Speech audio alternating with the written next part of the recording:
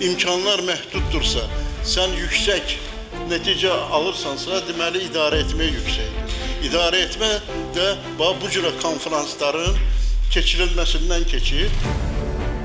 Dövlətin bu sahədəki siyasətinin müəyyənləşməsi və onun digər qurumlarla birlikdə əlaqələndirilməsində vacib bir yer tutan qurum olaraq ailənin dövlət həyatında rolunun artırılması və inkişafın özünün və dünyada gedən proseslərin yaratdığı bir sıra çətinliklərin təsirinə daha çox məruz qalan ailənin mənafeyi, maraqları və onun qarşısındakı problemlərin aradan qaldırılması üçün mümkün və mövcud birliklərin bütün həm dövlət qurumları, həm vətəndaş cəmiyyəti və onun ən mükəmməl forması olan bələdiyyələrin onun həyatında iştirakının, rolunun artırılması məsələsini ön plana çəkirik. Bələdiyyələrin ailə və icma məsələlərinə çox böyük təsir mexanizmləri və imkanları mövcuddur.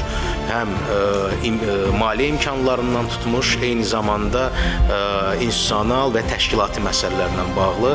Zamanın yeni çağırışlarına, yeni idarəçilik modellərinə uyğun fəaliyyət göstərməsi isə artıq Cənab Prezident İlham Əliyevin adı ilə bağlıdır. Burada Kamran müəllim də qeyd elədi, onun dediyi qanunvericilikdə olan dəyişikliklər mən elə hesab edirəm ki, artıq bələdiyyələrin fəaliyyətində bəlkə də bir dönüş nöqtəsi olacaqdır. Və bununla bağlı Azərbaycançılıq ideologiyasını irəli sürdü. Bu ideologiyanın əsas mahiyyəti nə idi? Milli kimliyin müəyyən edilməsi. Milli kimlik də üç özül üzərində qurulur. Din, dil və adət-ənə. Adət-ənə bizim ailəmizin fundamental əsasını qoruyan və mühafizə edən bir qanunvericilik bazasına ehtiyac duyurur. Və digər sahələrdə də təbii ki, bizim öz mentalitetimiz var. Burada qeyd olundu, bəzi məsələlər var ki, bələdiyyələrin maliyyəsindən asılı deyil. Bizdə milli dəyərlərdən, bugünkü problem milli dəyərlərdən çox asılıdır. Yəni, bələdiyyəmizin maliyyəsi olsa da, olmasa da bu dəyərləri biz qorumalıyıq, inkişaf etdirməliyik.